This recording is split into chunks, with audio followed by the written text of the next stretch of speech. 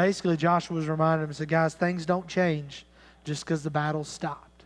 We're still serving the Lord. We've got to be faithful to Him. Yes, you're getting to return home, but when you cross that Jordan, let's stay faithful to Him. It's that final charge before He sent them back home. And it was just a reminder for them to stay faithful. And it sounds very similar to that reminder or that lesson that Moses gave in Deuteronomy chapter 6. And verse 6 says, so Joshua blessed them and sent them away, and they went to their tents. The strange thing that you find here is if you actually go all the way back into Joshua chapter 1, everything, the promises that were given to them before they went into battle. In Joshua chapter 1, starting in verse 12, it says, to the Reubenites and to the Gadites and the half-tribe of Manasseh, Joshua said, remember the word which Moses, the servant of the Lord, commanded you, saying, the Lord your God gives you rest and will give you this land. Your wives, your little ones, and your cattle shall remain in the land which Moses gave you beyond the Jordan, but you shall cross before your brothers in battle array, all your valiant warriors, and shall help them until the Lord gives your brothers rest as He gives you. And they also possess the land which the Lord your God is giving them. Then you shall return to your own land and possess that which Moses, the servant of the Lord, gave you beyond the Jordan toward the sunrise. So those verses there, Joshua 1, 12 through 15, takes us back to where we are now in Joshua 22. So Joshua told them when we started, he said, hey, y'all are going to go in front. You've already got your women, your children, or your cattle are going to be left behind. They're going to be fine here in this land that we already possess, that your tribes have already been given by Moses. Y'all are going to go before us in that battle array, and y'all are going to lead the charge into the promised land, and you're going to help your brothers overtake this area. And so now here in Joshua chapter 22, so 21 chapters later, we're seeing the promises fulfilled. He said, when the land is given rest in front of your brethren there, when we overtake this land, then you'll get to return home. Just a reminder that once the job was done, they were going to get to go back home. And God kept those promises through Joshua here. And so they're being sent back home. And verse 6 says, and they went to their tents. So they get to go home. For the first time in 7 years, they're now not in battle. Everything is settled out, and they are going home to be with their families. And I'm sure that was a wonderful message in itself, but they don't go home empty-handed. The beauty of this is they're not sent home empty-handed from all the work that they have done. Look at verse 7, 8, and 9. It says this, now to the one half tribe of Manasseh, Moses had given a possession in Bashan, but to the other half, Joshua gave a possession among their brothers westward beyond the Jordan. So when Joshua sent them away to their tents, he blessed them and said to them, return to your tents with great riches and with very much livestock, with silver, gold, bronze, iron, and with very many clothes. Divide the spoil of your enemies with your brothers.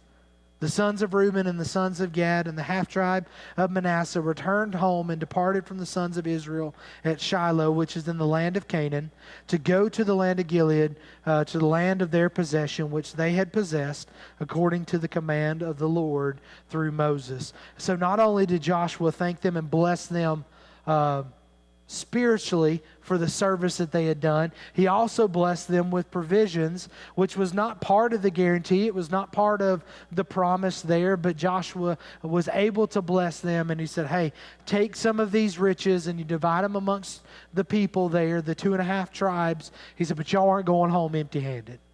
He said, we're sending you home with stuff because y'all helped us conquer this land. And so they did what they were supposed to. They did what they were asked to do by God and through Moses and through Joshua. And so they did all of that, and they were rewarded for their faithfulness to the people.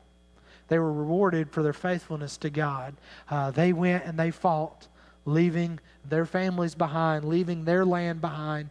They went and fought and allowed victory to be seen for the nation of Israel. And so therefore Joshua is able to bless them with some of the spoil of their enemies that they were given, and so they divided that out to them. and sent them on their way.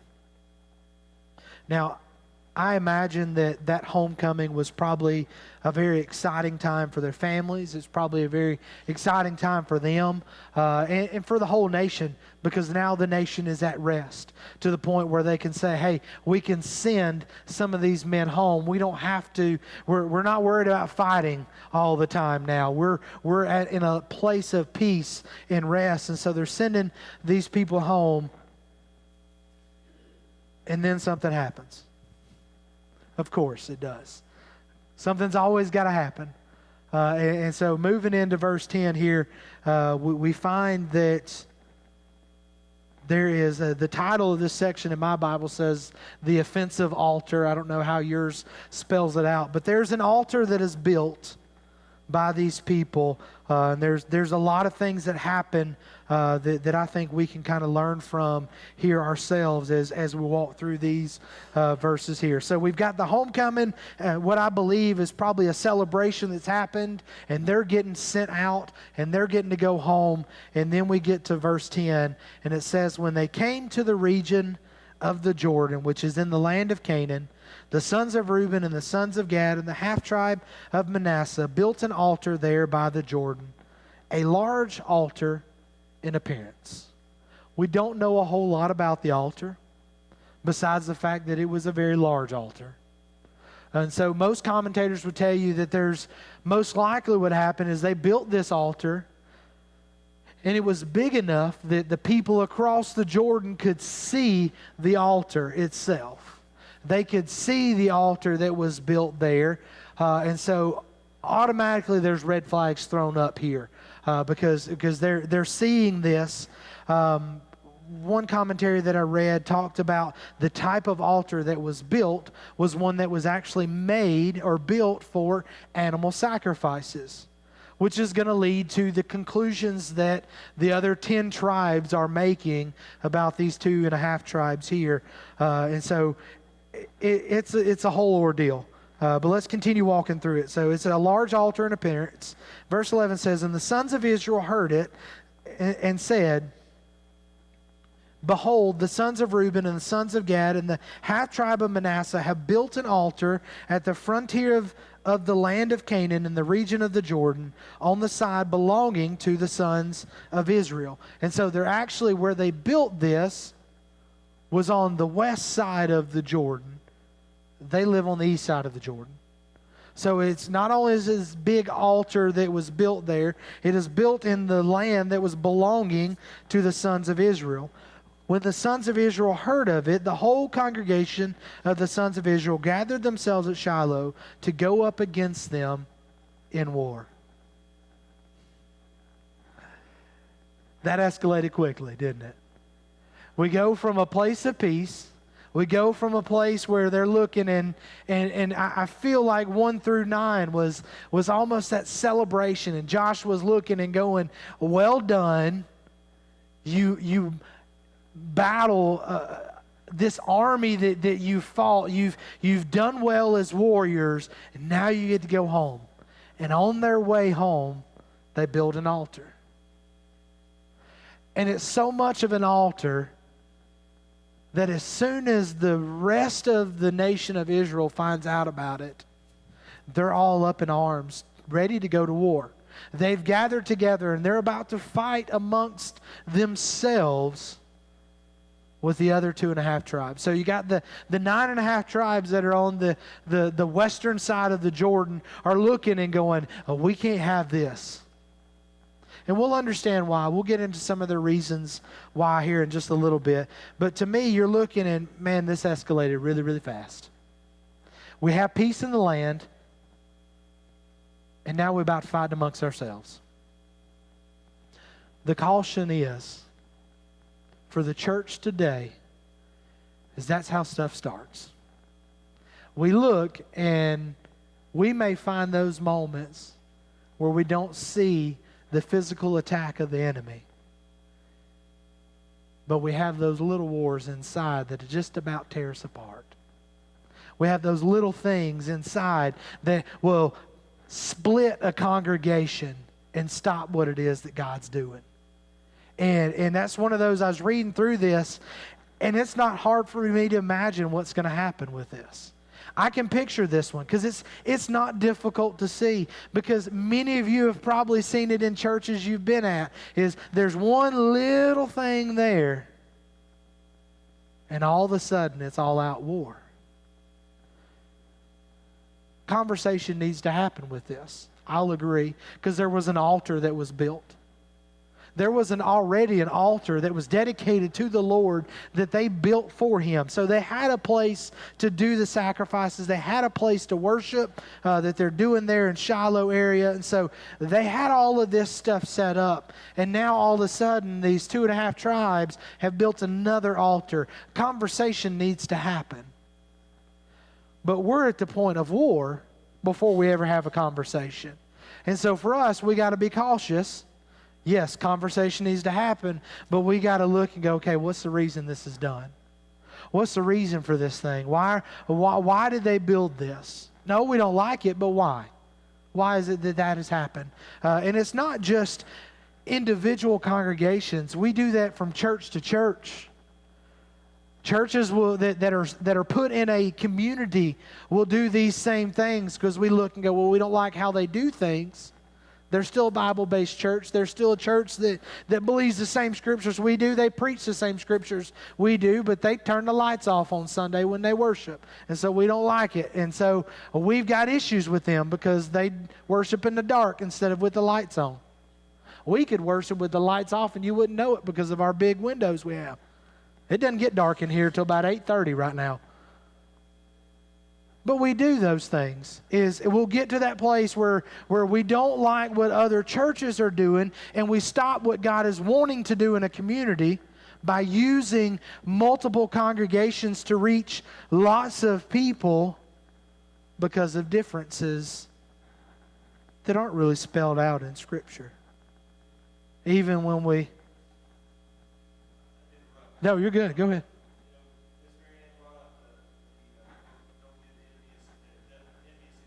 Mm-hmm.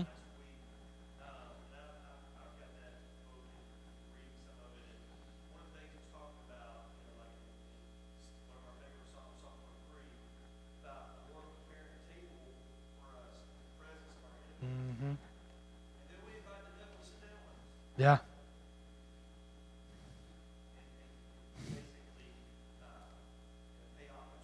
Yeah. Yeah.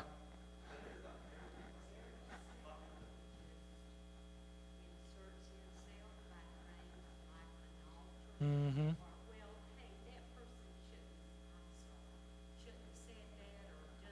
Mm-hmm. Yeah.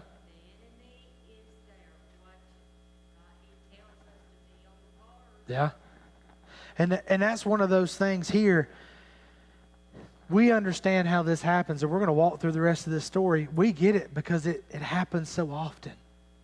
And that's the beauty. That's why I was like, we're going to spend some time on this chapter, because one thing that I want to make sure as leadership at Highland is I want us to make sure we're guarding against that.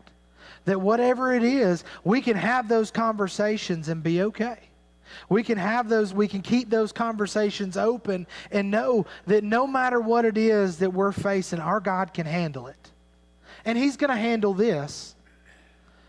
But they went to almost nuclear war to start off with this. They saw the altar and they gathered up and said, we're going to war. We can't have this. Now, some of that's because of their past. And we're going to get into that because it brings up those things later on in this chapter. But some of it is because of the things that they had seen when they wandered the wilderness. Or some of it was some of the things that they saw when they were already in the promised land with Achan and some of the things that happened there. So there's a reason that they reacted this way. We got to be careful that we don't allow the enemy to come in and divide us before we ever have those conversations. And so it's just interesting reading through this, that this altar in just a few verses has already gotten us to where we're talking about war. Well, let's continue on in this and see what does happen here. Verse 13 says, Then the sons of Israel sent to the sons of Reuben and to the sons of Gad and to the half-tribe of Manasseh into the land of Gilead, Phinehas the son of Eleazar the priest. They sent Phinehas, the son of the priest there, and with him 10 chiefs, one chief for each father's household from each of the tribes of Israel. And each one of them was the head of his father's household among the thousands of Israel. They sent the big guns. They sent the chiefs from every tribe to go and talk to these people, along with the son of the priest Eleazar. So they looked and they said, hey, we're not playing around with this. We're sending the tops of every one of these tribes to go and talk to these people. So they're very serious about their assumptions of what is going on there. So they came to the sons of Reuben in verse 15, and to the sons of Gad, and to the half-tribe of Manasseh, to the land of Gilead, and they spoke with them, saying, thus says the whole congregation of the Lord, what is this unfaithful act which you have committed against the God of Israel, turning away from following the Lord this day by building yourselves an altar to rebel against the Lord this day? They come in, guns a-blazing, and they say, what is this thing that you've done against God? Their assumption was they built an altar for worship that was not for God. We're going to continue reading here in a little bit. We're going to find out that's not the case. But the assumption is that when they saw this altar, sacrifices were going to happen, worship was going to happen there, and they'd already been instructed on where they were supposed to do their sacrifices. They were instructed on where they were supposed to have their worship, where they were supposed to meet with God. And so when this altar was built up, they automatically assumed, everybody else that wasn't a part of it automatically assumed that this is what was happening. We got to be careful that we don't assume things, that we don't put things into place that aren't there, that we don't cast old shadows onto new things. We got to be careful that we aren't ones that are looking and going, hey, this feels really familiar, when it's really not. Because that's what gets us into trouble. Again, these people had a past. There were some things that they're going to get to. Matter of fact, in verse 17, we're going to retrace an incident that happened at Peor, and there's a reason that they felt this way. There's a reason that they jumped to these things. But their first thing that they said to him in verse 16 says, thus says the whole congregation of the Lord, what is this unfaithful act which you have committed against the God of Israel, turning away from following the Lord this day by building yourselves an altar to rebel against the Lord this day? They didn't come in and say, hey, why did y'all build that altar? They come in and say, why'd you turn your back on God? Now, I understand that there was a past there, but can any of y'all help me understand? Because I've tried to read through this as logically as I can, and maybe it's because I wasn't hurt by the past here, that it doesn't make sense that that's how you come in with that accusation. That you look at it and go, why have you turned your back on God? Anybody else read into that and go, okay, well, yeah, that kind of makes sense there. For me, I don't see it unless they're looking at what had happened in their past.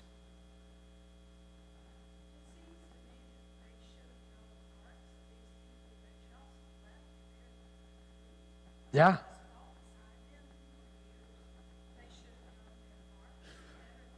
Yeah. I mean, 7 years of battle with these men. And you would have thought that they would know, hey, we just spent a lot of time. And they walked through the same debacle at the battle at Ai that we did.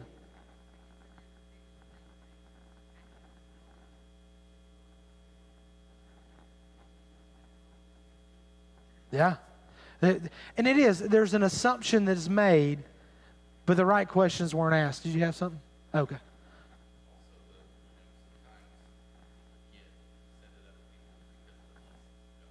Yeah.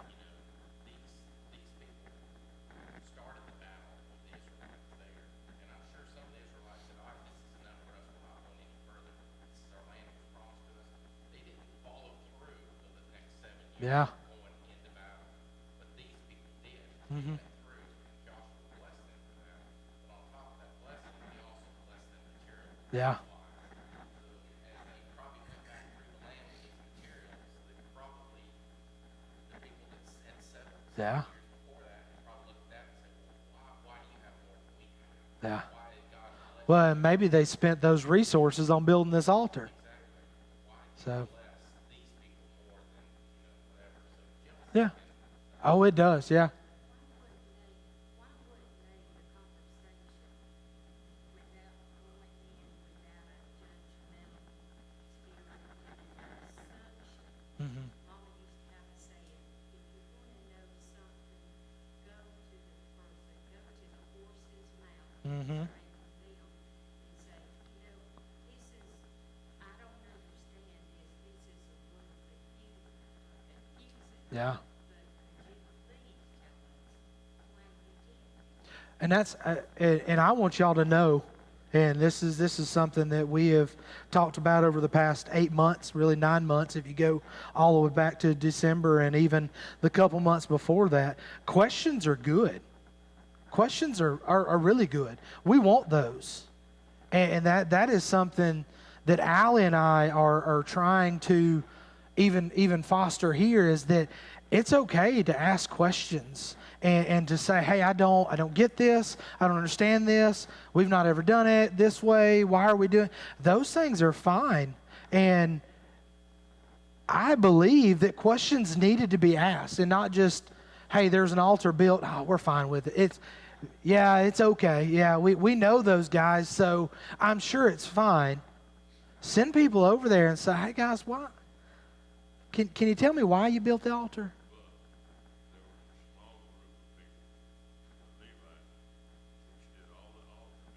Mm-hmm. Nobody said anything to them about building another altar.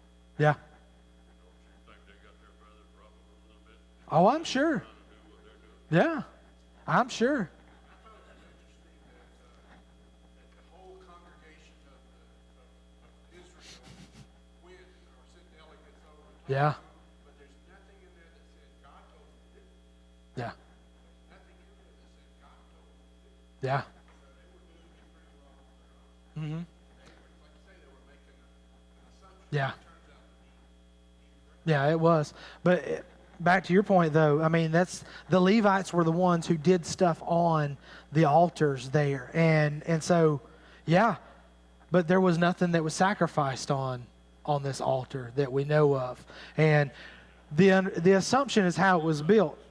The Levites Mhm. didn't know that. Yeah, They hadn't or wasn't going to. yeah, and that's Their brothers rubble because somebody else is trying to take over my job. yeah. And so with the right question there would be, hey, what are the intentions for this altar? What's the reason that we've built this? What's the reason that you need this here? And give them that opportunity to explain themselves. And maybe even the Levites look and go, you do know that to offer sacrifices, if those are your intentions, which they weren't, but if those are your intentions, you've got to follow this or they won't be honored by God. There's a conversation that needs to happen in all of this. Yes, very much so. I just found it really odd that when you get to 16, the first thing they say is basically, why have you turned your back on God? You just left battle from 7 years of fighting. You're getting to go home. You're going home with all these blessings. And the first thing you do is turn your back on God by building this altar.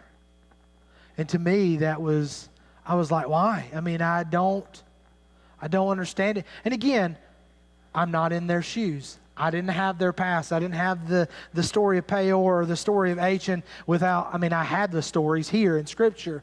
I didn't walk through that. A lot of this probably felt very similar to some of those things that they had walked through.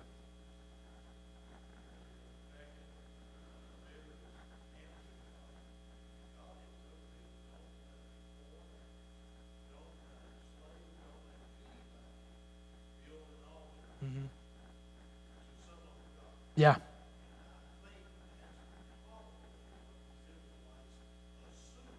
Yeah. Yeah. Yeah. And that's there's a reason they felt that way. It's not really spelled out besides their past in some of the rules there. But it was the assumptions that led them to these issues. Yeah. Before we move on from that scripture, I'm reminded, when somebody says, "Thus saith the Lord," you better have said it. Oh, yeah. Because we interpret it as he's speaking to us, or this is his will. Yeah. Maybe it's not. Yeah. Yeah, definitely. Definitely.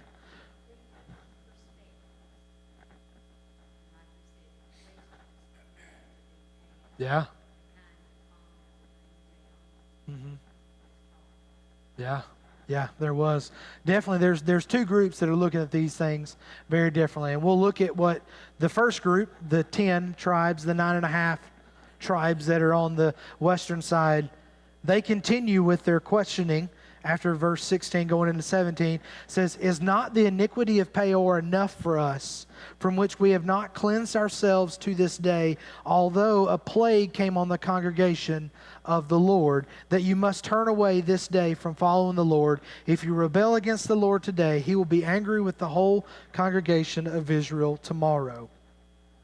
Well, what exactly are they talking about in Peor? Numbers chapter 25, if you want to look there. We'll read a bit of what happened, the sin of Peor there. Numbers chapter 25 says this, starting in verse 1. It says, "While Israel remained at Shittim, the people began to play the harlot with the daughters of Moab. For they invited the people to the sacrifices of their gods, and the people ate and bowed down to their gods." These are little g gods, not the God. "So Israel joined themselves to Baal of Peor, and the Lord was angry against Israel." Verse 4 says, "The Lord said to Moses, take all the leaders of the people and execute them in broad daylight before the Lord, so that the fierce anger of the Lord may turn away from Israel. So Moses said to the judges of Israel, each of you slay his men who have joined themselves to Baal of Peor." They went right back. In their accusations, their mind went right back to Baal worship. They went right back to, hey, the last time that we had an altar that was not prescribed by God to be built was a time where our leadership worshipped other gods. I mean, Scripture even says that the people began to play the harlot with the daughters of Moab. So they're mixing with other nations of people, and things are happening that God was not happy about. And God very clearly says to Moses, hey, take all the leaders and you're going to execute them in broad daylight, because I ain't having this. God wasn't playing around on this.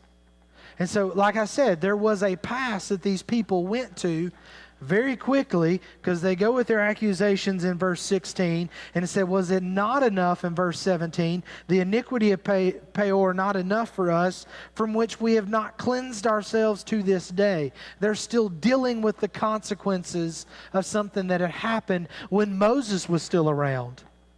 So this is before they ever got into the promised land. This was before they've gone through these 7 years of battle. These people saw this altar and their mind immediately went back and said, because they're about to start worshiping other gods.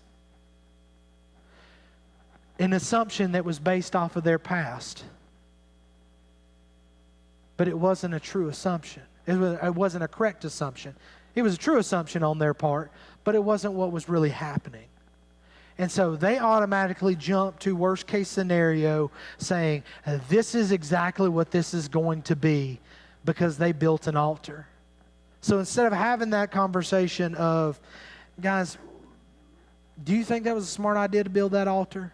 Should we have built an altar? Why did you build an altar? And for them to explain to themselves, hey, this is what it is, and for God to settle their hearts in that, they immediately jump and go, do you not remember what happened at Peor? When the people were mixing with the Moabite women and God executed people in the middle of the street? Do y'all not remember that? We're not having that episode again. They weren't going to stand for something that they thought was wrong. So kudos to the people there. They thought it was wrong. Their assumption was, hey, we're not going to have this because that's going to doom all the people. And so we're squashing sin before sin starts, was their assumption. They should have had the conversation instead of the accusation.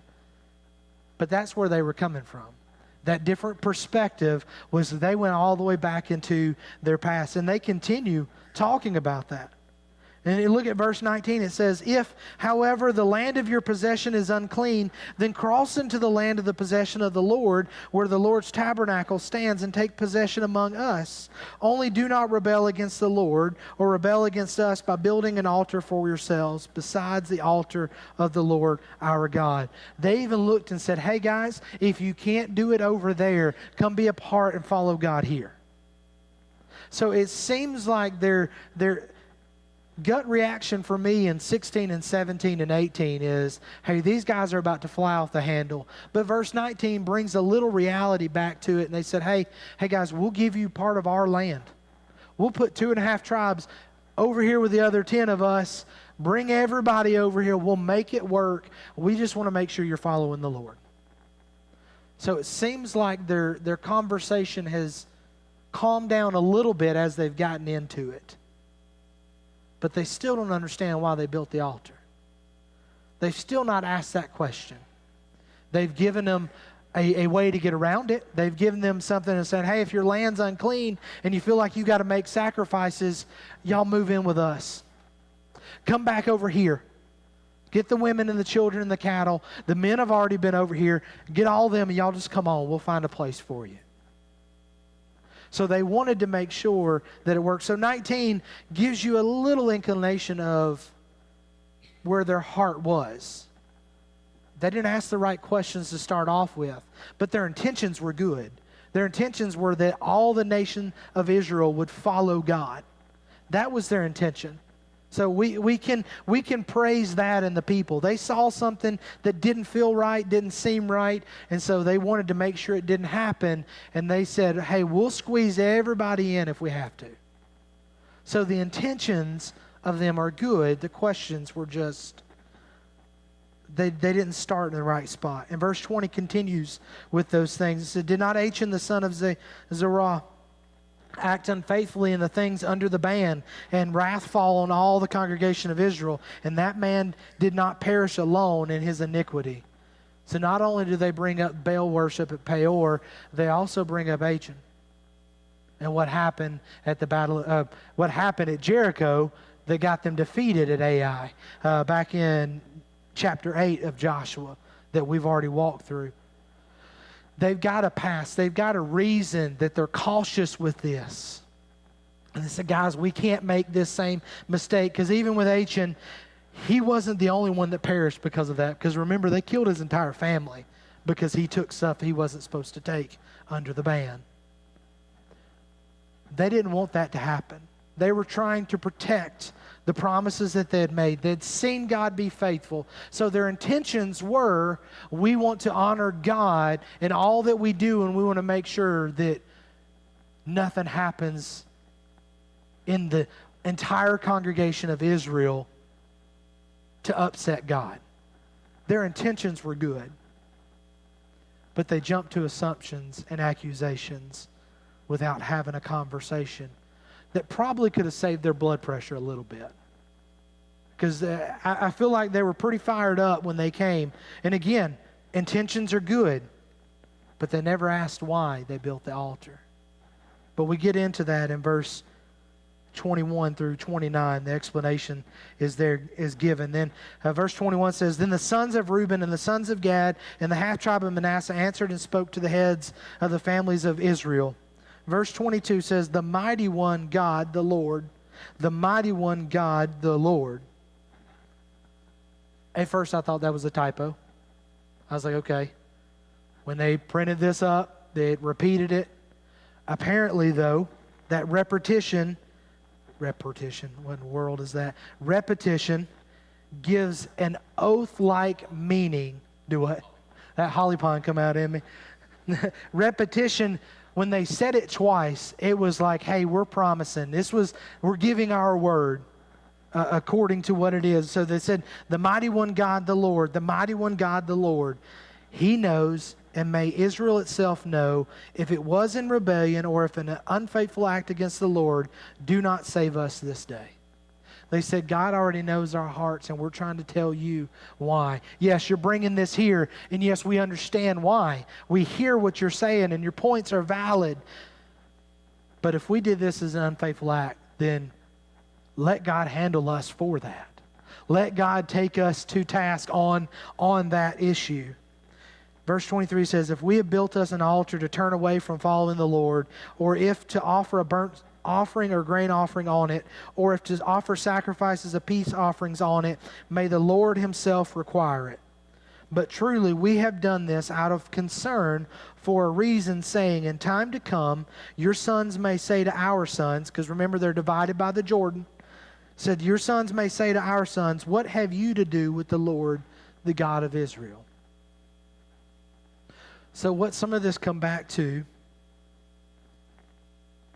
is that there, in verse 25 says it, for the Lord has made the Jordan a border between us and you. You sons of Reuben and sons of Gad, you have no portion in the Lord. So your sons may make our sons stop fearing the Lord.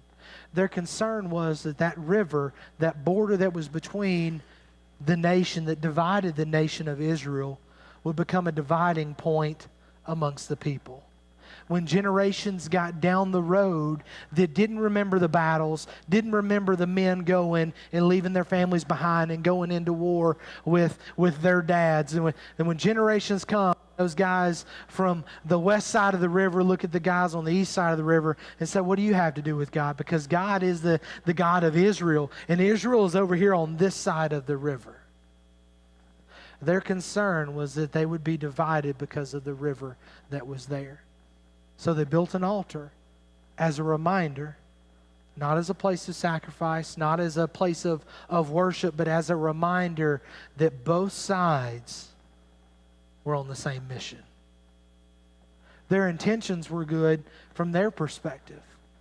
They wanted to make sure that it wasn't forgotten that they were a part of the nation of Israel, that they were a part of God's people. They didn't want to be left out when people would have forgotten about the Reubenites and the Gadites. Manasseh probably had a foothold in there because it was split between both sides.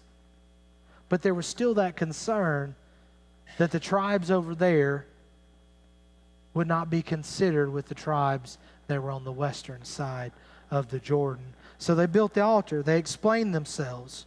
They showed that the altar was a sign of unity. And it goes into verse 26. It says, therefore we said, let us build an altar, not for burnt offering or for sacrifice. Rather it shall be a witness between us and you, and between our generations after us, that we are to perform the service of the Lord before him with our burnt offerings and with our sacrifices and with our peace offerings, so that your sons will not say to our sons in time to come, you have no portion in the Lord. Therefore we said, it shall also come about, if they say this to us or to our generations in time to come, then we shall say, see the copy of the altar of the Lord, which our fathers made, not for burnt offering or for sacrifice. Rather it is a witness between us and you. Far be it from us that we should rebel against the Lord and turn away from following the Lord this day by building an altar for burnt offering, for grain offering, or for sacrifice, besides the altar of the Lord our God, which is before his tabernacle. So both of them had an understanding. They both had a perspective of what it was. Those that were on the eastern side were afraid that the Jordan River would cause a division amongst the people. They thought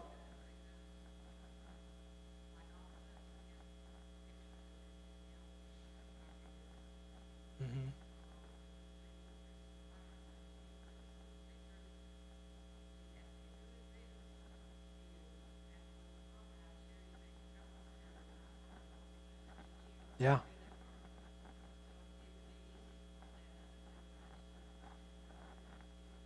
Yeah.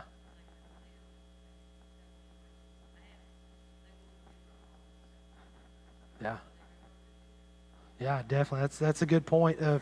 Miss Mary Ann was bringing up the point of even like when you look through old photographs and you're looking and you're like, okay, well, who is this person? Well, may have been a picture that your grandparents had, And you were little in that picture, and so you may not remember all those things. But or as we get older and you're showing them to your grandchildren, and you're looking and going, well, who is that? We've done that at my parents' home, going through pictures and stuff that they got from her parents after they passed. And I'm like, who's this? And they're like, oh, well, that's your aunt. Well, she looks a little different 40 years ago than she does now. They do. I mean, and so you're looking and going, okay, I can see those resemblances there, so it makes sense. But if I was to show that picture to Matthew or Esme, they'd be like, who's that? And I may even say the name of the person, like, and who's that? Okay, well, that's Gami's sister. That's your grandmother's sister on my side. So that was my aunt. So it's your great aunt. So you walk through those things with your kids, hoping that they will understand. But it's really easy to go a couple of generations and us completely forget the past, especially when those pictures aren't available, when those stories aren't retold.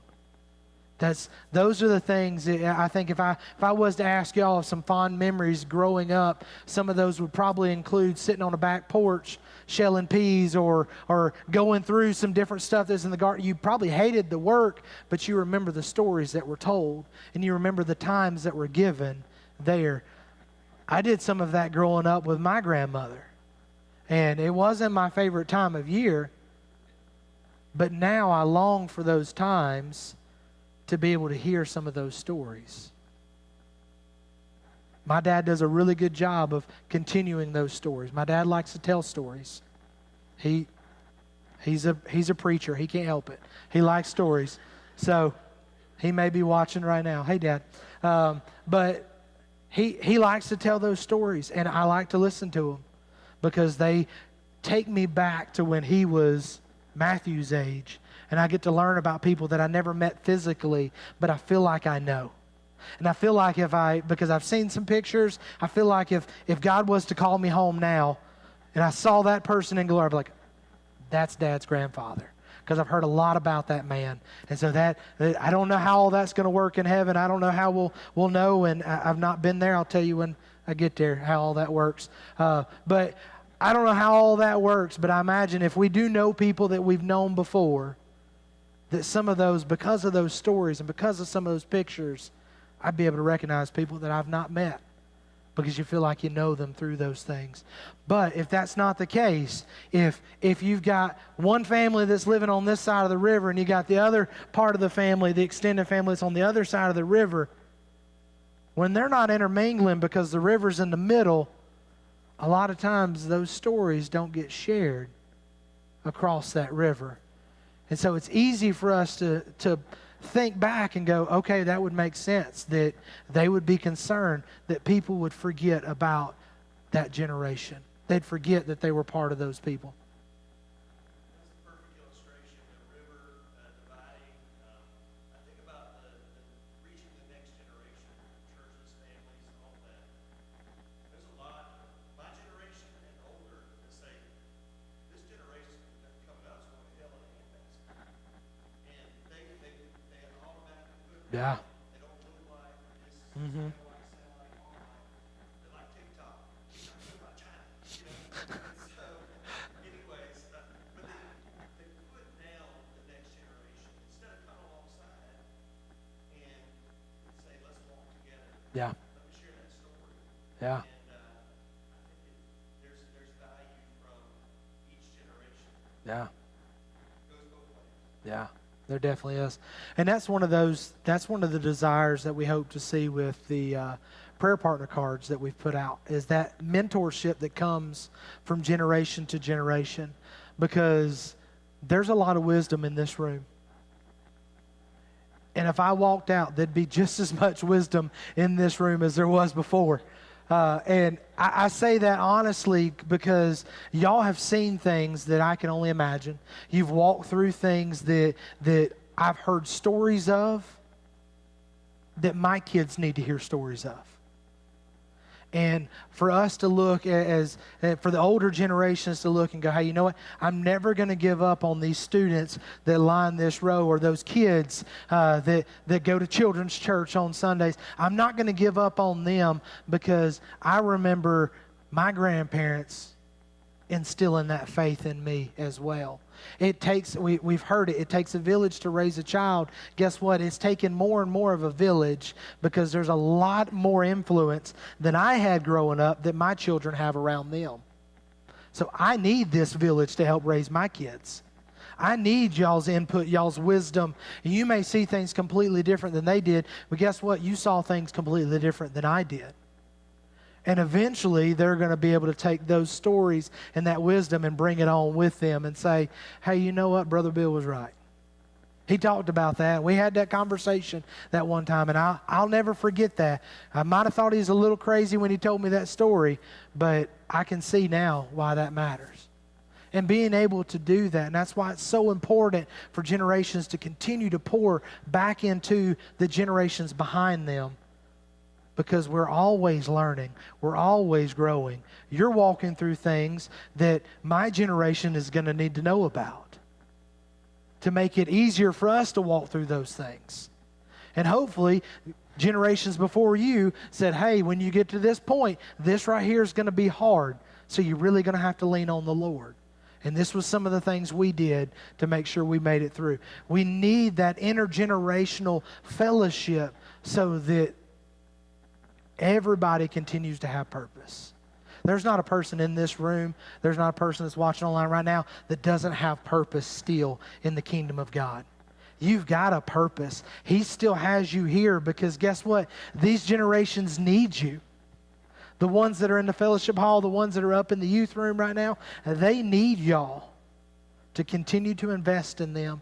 And that's not just buying the Boston Butts when the kids sell them. It's not just being here for VBS, but being able to plug back in and be a part, being that staple around them, knowing that, hey, you know what? They saw things a lot differently than I did, but I appreciate their perspective.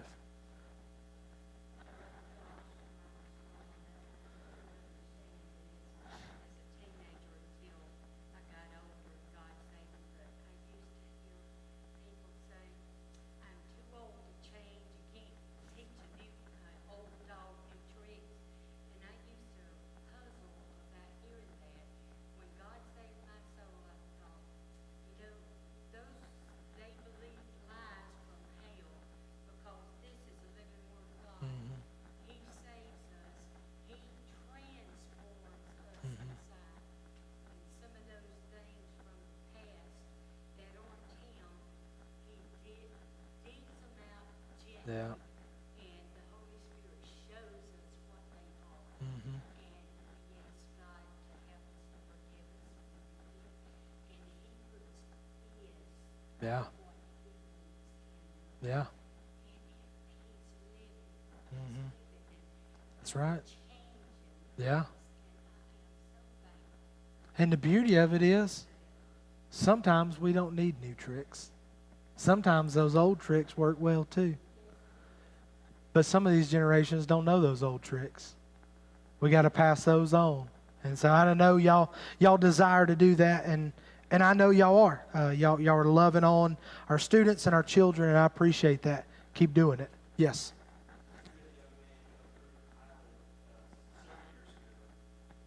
Very troubled teenager, and his whole family went here, and he was, smoking at youth camp at Ridgecrest. Mm-hmm. So I saw him not long ago, and he is basically a street evangelist in downtown Pensacola, sold out to Jesus, Yeah. sharing his faith, and they go around carrying a cross downtown Pensacola. I think that's tough. Yeah. Hey, this time of year it would be. Yeah. No, that's we don't ever know the full impact that we'll make on those next generations when we're faithful to what it is. But that was their concern. Their concern was that they were going to be forgotten because of that border that was there amongst them. So they spill out their heart. They share that heart. They say, hey, this is why we're concerned about this. And then look what happens there at the end of this chapter, starting at verse 30. So when Phinehas the priest and the leaders of the congregation, even the heads of the families of Israel who were with him, heard the words which the sons of Reuben and the sons of Gad and the sons of Manasseh spoke, it pleased them. And Phinehas, the son of Eleazar, the priest, said to the sons of Reuben and to the sons of Gad and to the sons of Manasseh, today we know that the Lord is in our midst. God brought peace. In the midst of their conversation, they had two different perspectives, but when they heard each other out, God brought peace. He said, today we know that the Lord is in our midst because you have not committed this unfaithful act, which they accused him of in verse 16. Said, you have not committed this unfaithful act against the Lord. Now you have delivered the sons of Israel from the hand of the Lord. Then Phinehas, the son of Eleazar, the priest, and the leaders returned from the sons of Reuben and from the sons of Gad and the land of Gilead to the land of Canaan, to the sons of Israel, and brought back word to them. The word pleased the sons of Israel, and the sons of Israel blessed God, and they did not speak of going up against them in war to destroy the land in which the sons of Reuben and the sons of Gad were living. The sons of Reuben and the sons of Gad called the altar Witness, for they said, it is a witness between us that the Lord is God. So they renamed that altar. They gave it a name that fit its purpose and its intention. But they had to get to that place where they understood the purpose and the intention. And man, it's every bit of this seems so plausible to us because we've seen it so many times. But at the end of the day, what needed to happen was a healthy conversation. The conversation needed to be had because the two sides, one side didn't even know something was wrong. The other side was all up in arms because they saw this as something that was not right. So for them to be able to rest at night, they had to have this conversation. Conversations are good, especially in the church, especially amongst God's people, because conversations keep us from wrongly assuming the intentions of people's hearts. Even when you feel like you've been in battle for 7 years with them, sometimes we got to have those conversations, or we're just going to make assumptions that are going to drive us apart. But God honored that conversation, and peace came, and there was unity amongst the people here, because they were all back on the same page, because they just had to see the heart of the other group. And then they celebrated that altar. They went from wanting to tear it down and be at war to celebrating that God was the God of the entire nation of Israel, and that altar was a reminder of that. It is crazy to read through that, and it just, I see so many cautions for the global church that we got to make sure that we're willing to have conversations so that we're not trying to divide what it is that God is doing, because we want to see Him work. You wouldn't be here tonight if you didn't want to see God work. You didn't come just to see me. I know better than that. You want to see God work. You want to see Him move. That happens when we're willing to have conversations, even when we think we're not on the same page. Because sometimes we are and we just don't realize it. So there's a lot of good stuff in that. I would encourage you to spend time thinking through